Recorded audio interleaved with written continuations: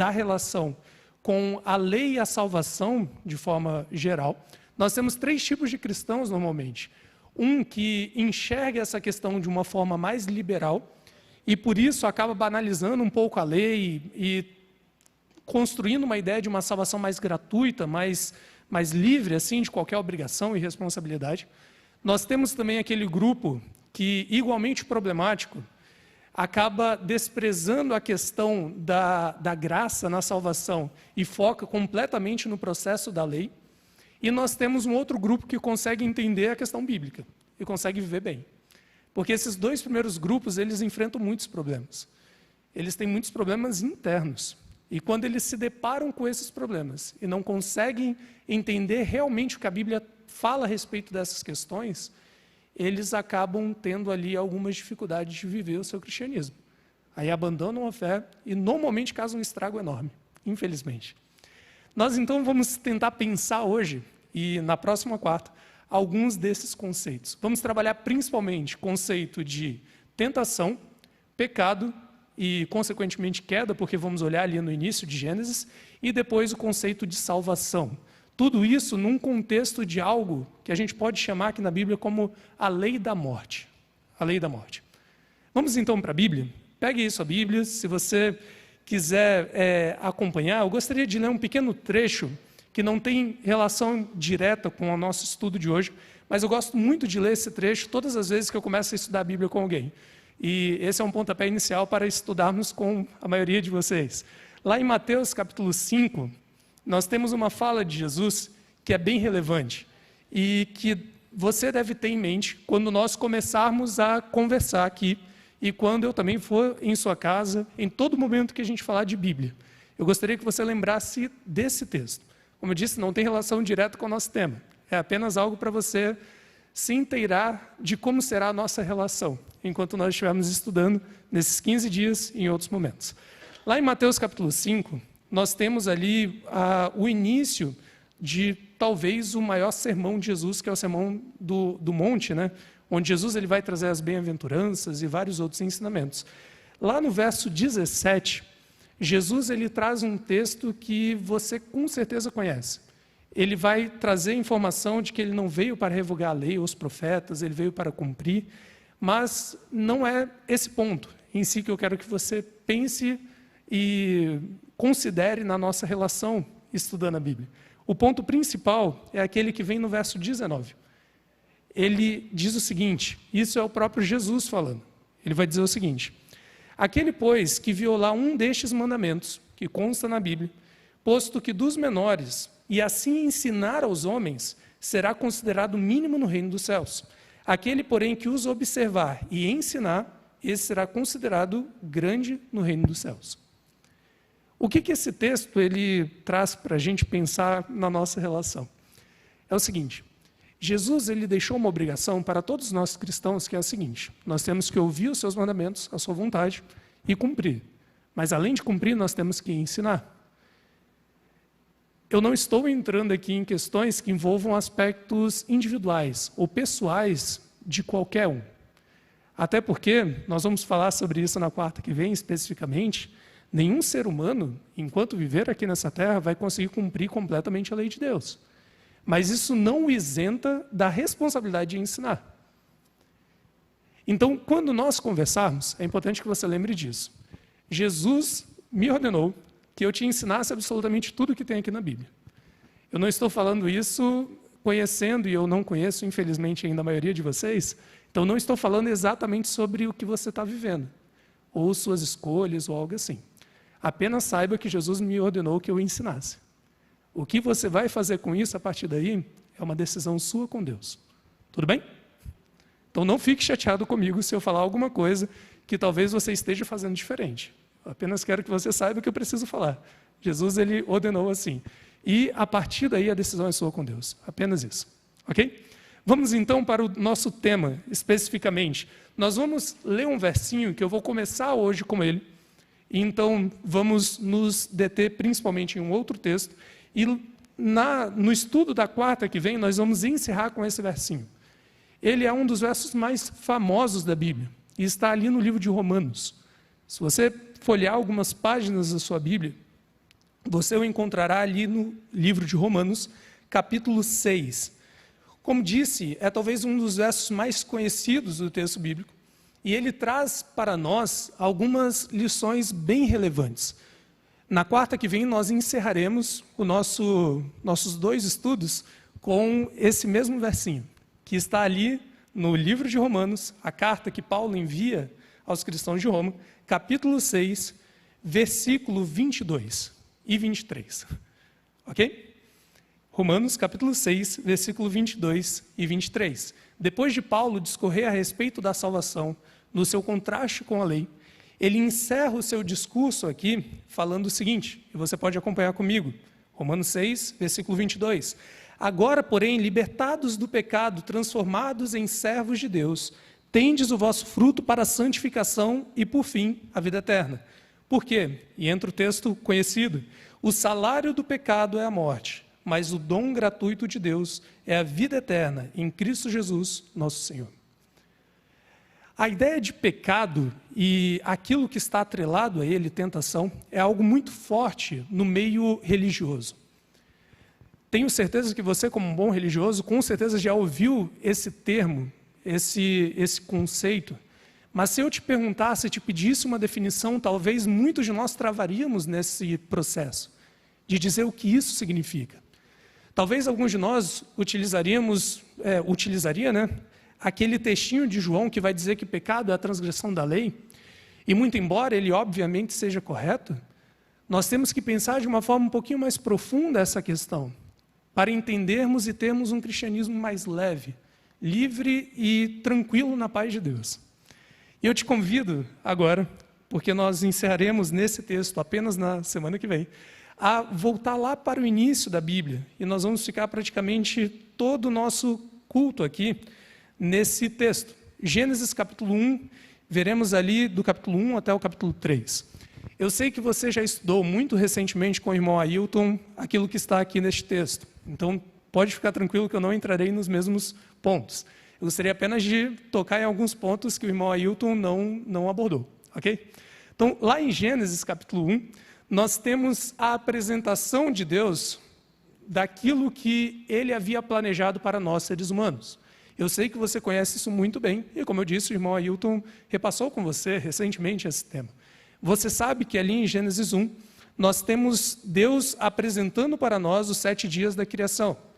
Momentos em que ele prepara um mundo perfeito, ele cria um mundo extremamente funcional, e ao final dessa criação, ali no final do 4º dia, ele começa a povoar esse mundo, criando inicialmente os animais, e depois criando aqueles que vão coordenar ou que vão governar o mundo, os próprios seres humanos. É interessante você observar, e você sabe muito bem disso, mas se lembre sempre, que quando Deus ele termina de criar ali o mundo, ele mesmo avalia aquilo, e nós estamos falando de um parâmetro muito alto, que é o parâmetro de Deus. Ele avalia aquilo e diz que aquilo é bom e muito bom. Então perceba que Deus, ele cria o ser humano, e cria todo esse planeta para que o ser humano viva de uma forma boa, positiva, bela e maravilhosa. Maravilhosa. Isso fica muito claro em alguns pontos que nós conseguimos ver aqui no texto. Nós percebemos, por exemplo, que se você olhar ali o verso 26 do capítulo 1, e depois isso vai se repetir também no capítulo 2, os seres humanos eles são criados para terem uma relação muito boa. Entre Adão e Eva havia uma relação de proximidade tão forte que era na união entre os dois que eles tinham a imagem e a semelhança do próprio Deus. Quando nós olhamos ali no capítulo 2, no verso 18, você vai perceber que Deus ele faz para Adão uma auxiliadora que seria idônea para ele, que se adequaria completamente. Adão, depois, quando ele vê Eva pela primeira vez, no verso 23, ele inclusive faz um poeminha, né? Aquele homem apaixonado que olha para a esposa e faz um poema, inclusive cita poesia ali para dizer o quão perfeita ela era e se adequava a ele. Deus ele criou os seres humanos para se relacionarem muito bem entre eles. Ele criou os seres humanos para viver numa terra maravilhosa, e se não bastasse ter criado um mundo perfeito, Ele faz questão ainda de ir lá, escolher um lugarzinho especial e plantar um jardim para os seres humanos viverem. Deus ele faz ali o Jardim do Éden, aquele lugar maravilhoso para se viver, e coloca ali os seres humanos. Adão ele tinha ali o trabalho de cuidar da terra, e a terra ela respondia muito positivamente para Adão. Ele não tinha cansaço, ele não tinha problemas para trabalhar. Então perceba que Deus ele cria o ser humano para viver numa boa relação com o seu contexto, numa boa relação com o seu semelhante e inclusive numa boa relação com o próprio Deus. Nós vemos aqui que há uma prática divina de se dirigir até os seres humanos e de passar tempo com eles. Isso é algo muito incrível. Então, todas as vezes que você pensar no mundo que nós vivemos, lembre-se que Deus nos criou para vivermos essa realidade. Só que quando nós olhamos para o mundo ao nosso redor, percebemos que isso é muito diferente daquilo que nós vivemos. E eu sei que não é novidade para você, que a razão disso é o pecado. Que a razão disso é o pecado. Ele surge para nós aqui no capítulo 3 de Gênesis, só que ele é anunciado um pouquinho antes já, no capítulo 2. Eu gostaria de ler com você um textinho que tem ali, Gênesis capítulo 2, no verso 15, depois que é descrita a criação do Jardim do Éden, é dito então aqui por Moisés que tomou, pois, o Senhor Deus ao homem e o colocou no Jardim do Éden para o cultivar e o guardar. E o Senhor Deus lhe deu esta ordem: de toda árvore do jardim comerás livremente, mas da árvore do conhecimento do bem e do mal não comerás, porque no dia em que dela comeres, certamente morrerás. Nós voltaremos a refletir um pouquinho a respeito desse verso em alguns momentos ao longo do nosso estudo. Mas o primeiro ponto que você deve pensar é o seguinte: embora o pecado ele não aconteça aqui inicialmente, e eu estou falando agora no contexto humano, você já estudou recentemente o que aconteceu lá no céu antes disso. No contexto humano, embora o pecado ainda não tenha acontecido nesse momento, ele já é anunciado aqui, já é dito o que seria esse pecado. Mas é importante que você entenda que a noção de tentação, ela não tem sequer um espelho ou um início aqui no capítulo 2 de Gênesis. Por que eu estou dizendo isso? Por vezes nós vivemos e ouvimos, até mesmo de pessoas assumidamente cristãs, que enxergam aqui, no ato de Deus de colocar uma árvore no Jardim do Éden, uma atitude de tentação. Não sei se você já ouviu isso em algum momento, ou se você já até chegou a pensar que Deus, de alguma forma, ele tenta o ser humano ao colocar uma árvore ali no meio do jardim, uma árvore que ele não deveria consumir. Ora, se o ser humano não deveria consumir aquela árvore porque Deus a criou, normalmente o raciocínio, temos até pessoas que vão chegar e, enfim, uma doutrina até muito bem consolidada, pessoas chegarem a considerar que Deus ele queria que o ser humano caísse. Era algo que ele gostaria que acontecesse, por isso ele colocou a árvore. Não sei se você já ouviu algo nesse sentido. Outros vão pensar que Deus está tentando o ser humano de alguma forma. Entenda que a tentação ela vai surgir apenas no capítulo 3. E eu posso te explicar muito brevemente e muito rapidamente o que essa árvore significa. Você deve se lembrar que Deus, quando ele cria o ser humano, ele decide colocar algo dentro de nós que é o chamado, normalmente chamado livre-arbítrio, que deveria talvez ser melhor chamado como livre escolha, porque a ideia de arbitrar é você julgar entre o certo e o errado, e não é bem isso que nós temos. Quem julga entre o certo e o errado na Bíblia é Deus, nós podemos escolher. Então, uma livre escolha. Também não é errado você usar livre-arbítrio, está tudo bem, só para esclarecer um pouquinho. Então, você tem a liberdade de escolha entre fazer o que for, embora o certo ou o errado seja pré-definido por alguém, nesse caso por Deus. Lembre-se que Deus ele criou o ser humano assim, e um aspecto fundamental para que essa liberdade de escolha de fato existisse, se encontra exatamente aqui, nessa árvore. Vamos fazer um exercício de raciocínio, que eu gosto muito de fazer quando eu falo desse tema, para que você entenda muito bem do que estou dizendo. Imagine que eu chego aqui para você e digo, olha, todos vocês saibam que vocês são livres para estar aqui ou não. Quando vocês quiserem, vocês podem sair e ir embora. Vocês são livres para escolher estar aqui ou não. Só que, após falar isso, eu chego para Guga e falo, Guga, por favor, tranque a porta, o portão lá de baixo, as janelas e todas as demais saídas. Tranque. Vocês, de fato, são livres para sair daqui? Com todas as saídas trancadas? A liberdade, ela exige, inevitavelmente, a possibilidade de romper com o padrão. Ou seja, a liberdade do ser humano exigia, inevitavelmente, uma oportunidade ou uma possibilidade que o ser humano ele saísse do Éden. Ele tinha que ter aquilo, porque senão ele não seria livre de fato. Quando você olhar para a árvore ali no meio do jardim, entenda ela não como um processo de tentação de Deus, porque a Bíblia é muito clara em dizer que Deus ele não tenta. Entenda ela como essa porta de saída, que é necessária para que a liberdade humana de fato existisse. Isso não passaria sequer pelo argumento lógico, né? Porque se Deus estivesse tentando de fato, ele colocaria várias árvores ao longo de todo o jardim, é uma árvore apenas. O ser humano poderia ir lá e tomar do fruto e comer caso ele quisesse sair de lá. E isso já nos ajuda a entender um pouquinho o que seria tentação e o que seria pecado em um contexto mais amplo na Bíblia e na sua vida. Ok? Ficou clara essa questão? A árvore ela não tem nada a ver com tentação, ela tem a ver com aquela porta de saída para que sua liberdade de fato existisse. Que Adão e Eva pudessem sair de lá quando eles quisessem. Senão eles não seriam livres de fato. Isso, para que de fato essa escolha existisse. Certo? Então, ciente de que a tentação ela não existe aqui ainda, o pecado ele é apenas anunciado em sua questão mais objetiva ou concreta, nós temos no capítulo 3 de Gênesis a apresentação para nós do que seria tentação e pecado. Olha ali comigo o que nós vemos ali a partir do verso 1 do capítulo 3 de Gênesis. É dito aqui que há um personagem sendo introduzido nessa história, depois de Adão e Eva já serem apresentados para nós, e esse personagem é a serpente, alguém que João vai falar para nós lá no Apocalipse, que é o diabo, Satanás, o anjo caído lá do céu, que guerreou contra Miguel e etc. Então esse personagem ele é apresentado para nós aqui no capítulo 3 de Gênesis, no versículo 1, e é dito que, em um dado momento, ele começa a ter uma conversa com a mulher, uma das representantes da humanidade. Nessa conversa é dito o seguinte, olha ali o verso 1 do capítulo 3. É assim que Deus disse, não comereis de toda a árvore do jardim. E aqui vem o primeiro aspecto comum da tentação.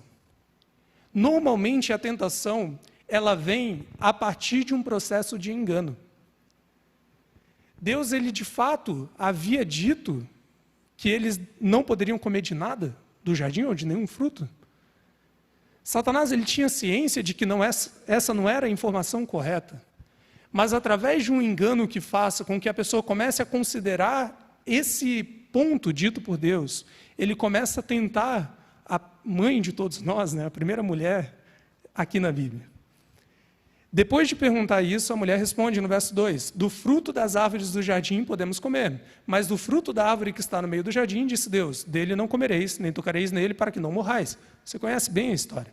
E então, no verso 4, Satanás ele acaba com a sua introdução, e ele vai diretamente para a tentação ao dizer o seguinte, então a serpente disse à mulher, é certo que não morrereis, porque Deus sabe que no dia em que dele comerdes, se vos abrirão os olhos, e como Deus, sereis conhecedores do bem e do mal.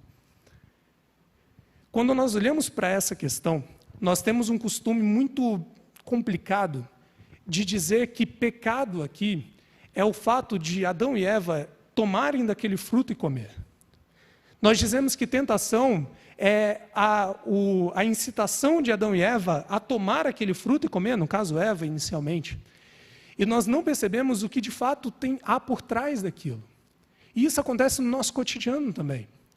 Quando nós olhamos o nosso dia a dia, talvez ali para os que são casados, quando você olha lá aquela mulher ou aquele homem que não é o seu marido, você pode pensar que talvez pecado seria ir lá e se relacionar com uma pessoa que não faz parte ali do seu relacionamento familiar. Talvez você possa pensar que tentação, de fato, é você ser instigado, seja por você mesmo ou por outro, a ir consumar esse ato. Mas é importante que você entenda que, desde aqui, a tentação e o pecado é algo que vai muito além do ato concreto. Do ato concreto. E se você observar esse próprio texto, ele te ajuda a entender. Perceba que Satanás ele apresenta as duas questões para Eva. Primeiramente, ele apresenta aqui a questão concreta do pecado, que é o ato de comer daquele fruto, mas ele mostra também a essência por trás disso, ao dizer no verso 5, e eu releio com vocês, porque Deus sabe que no dia que dele comerdes, quando você cometer esse ato, seus olhos serão abertos e você será como Deus. Você poderá finalmente decidir. Você tomará as rédeas da sua própria vida. Tentação e pecado na Bíblia, e eu passo para vocês agora exatamente a definição desse conceito. A essência disso nada mais é do que pecado. Você ser convidado a retirar Deus do lugar dele e colocar outro, nem que seja você mesmo. Lembra lá da definição de João? Pecado é a transgressão da lei. Lei ali não é os 10 mandamentos, lei ali é a expressão da vontade de Deus, em qualquer aspecto que seja. João, ele esclarece para você que quando você tira a vontade de Deus, quando você transgride ela, quando você rompe com a vontade de Deus, você está cometendo um pecado, porque você está tirando ele do lugar que ele tem como ser divino. E você está olhando para aquilo e falando, eu não quero viver conforme a vontade de Deus, eu não quero assumi-lo como Deus de minha vida, eu quero fazer o que eu bem entender. Eva ela é convidada pela serpente a ser exatamente isso, ser como Deus, escolher entre o bem e o mal, fazer o que ela bem entendesse, e a tentação nada mais é do que conduzi-la a tomar essa decisão. O ato concreto de pegar o fruto não é de fato o que Eva deveria se preocupar aqui, embora, obviamente, esse ato externo manifestasse que ela já trilhou todo o caminho do pecado. E chegou lá. Se você olhar todas as descrições da Bíblia a respeito de tentação, você perceberá, ou de pecado, que ela se enquadra nesse mesmo conceito, nessa mesma definição. Lembre-se, por exemplo, da tentação de Jesus lá no deserto. Em todo momento, Satanás ele chega até Jesus e fala, olha, se você é realmente o Filho de Deus, você vai agir como o próprio Deus. Você vai ali transformar essa pedra em pão, você vai ali se jogar de um lugar e os anjos vão vir te socorrer. E quando não é aceito por Jesus retirar Deus Pai daquele momento que Jesus está esvaziado da sua divindade, de seu lugar, e colocar a si mesmo, Satanás oferece para ele que Deus ainda seja retirado e que o próprio Satanás seja colocado ali, como Deus. Oferece a ele que se prostre e adore a Satanás. E Jesus rejeita. Se você olhar para a sua vida diária, para aquilo que você passa todos os dias, você perceberá que nada é diferente dessa mesma questão. O tempo todo nós somos convidados a retirar Deus do lugar dele e a vivermos conforme a nossa própria vontade, a sermos como Deus. Talvez você se lembre que esse foi o mesmo pecado que Lúcifer cometeu lá no céu. Querer ser como Deus, né? Colocar o trono dele acima do trono do Altíssimo. E por que isso é relevante para você pensar no seu dia a dia? Porque nós vivemos hoje um cristianismo que é muito complicado, como eu comentei. Vivemos um cristianismo que não é racional por vezes. Um cristianismo que não reflete naquilo que de fato ele é. Por vezes nós lutamos contra uma coisa sem entender a realidade por trás dela. Trazendo de forma mais concreta para que você entenda.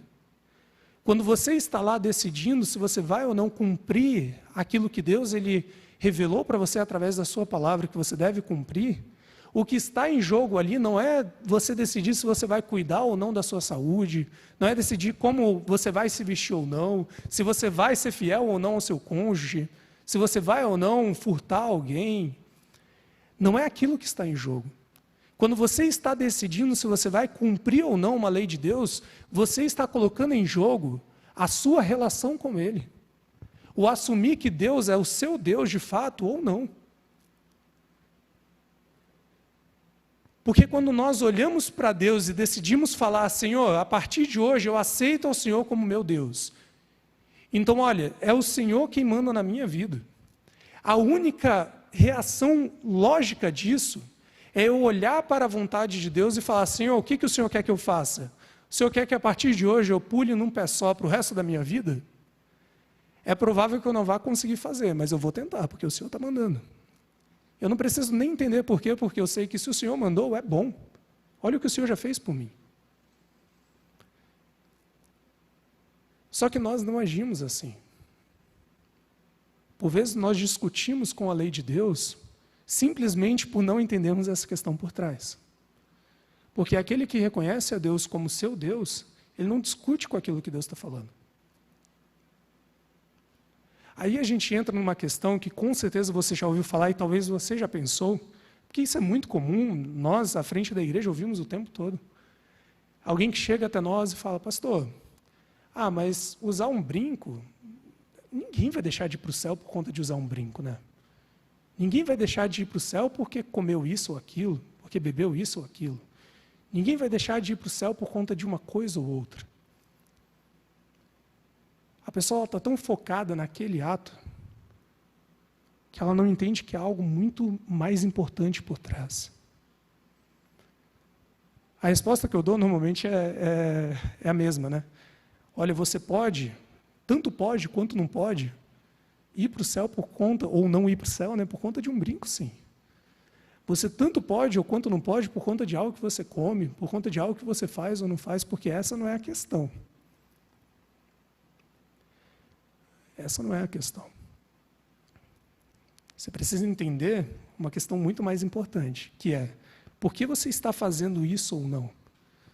Por que você está discutindo com aquilo que Deus, que é o seu Deus, disse o que você deveria ou não fazer? Porque entenda, se você está rejeitando a figura de Deus como Senhor de sua vida, você está cometendo o mesmo pecado que Adão e Eva cometeram. E se você não se arrepender, só há um caminho. E é aquele que eu te convido a ler novamente. Se você voltar aí os olhos só um pouquinho, no capítulo 2. Porque Deus mesmo, Ele diz, quando Ele anuncia a primeira existência, possibilidade de pecado, Ele fala ali no verso 17 do capítulo 2. Mas da árvore do conhecimento do bem e do mal não comerás, porque no dia em que dela comeres, certamente morrerás. Há aquele ditado muito famoso, que é bem interessante, né? Loucura é você fazer a mesma coisa várias vezes e esperar que o resultado seja diferente. Já ouviu? E é importante que você entenda que no que diz respeito à vontade de Deus na Bíblia, você tem a opção de colocá-la em prática ou não. É um direito seu. Você é livre para isso. Deus te criou assim. Só que não cabe a você decidir as consequências dessa escolha. A partir do momento que você comete pecado, a partir do momento que você tira Deus do lugar de Deus na sua vida e coloca a si mesmo ou outro, seja Satanás, seja sua esposa, seja qualquer um, o único caminho natural para isso é a morte. Mesmo em aspectos terrenos. Quer ver uma questão muito clara? Deus ele te dá várias orientações a respeito do cuidado com a sua saúde. Se você olhar para aquilo e falar, Senhor, não estou nem aí para o que o Senhor disse. Eu vou fazer o que eu bem quiser, porque eu que mando na minha vida. É meu corpo, minhas regras. O único caminho natural para isso é você ficar doente.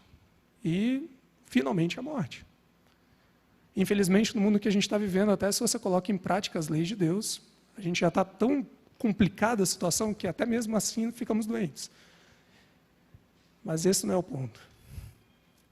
Se você olha para as leis de Deus sobre a sua família e você faz a mesma coisa, Senhor, eu não quero nem saber o que o Senhor está falando. Eu mando na minha família. Não há outro caminho a não ser a destruição do seu núcleo familiar. A morte disso. Essa lei, ela é invariável na Bíblia.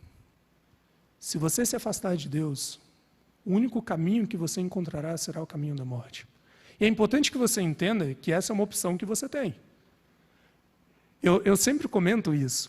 Aquela noção de inferno como um lugar que você vai sofrer pela eternidade e tudo mais, você sabe muito bem que isso não existe. E se você não souber, a gente explica. Isso não existe.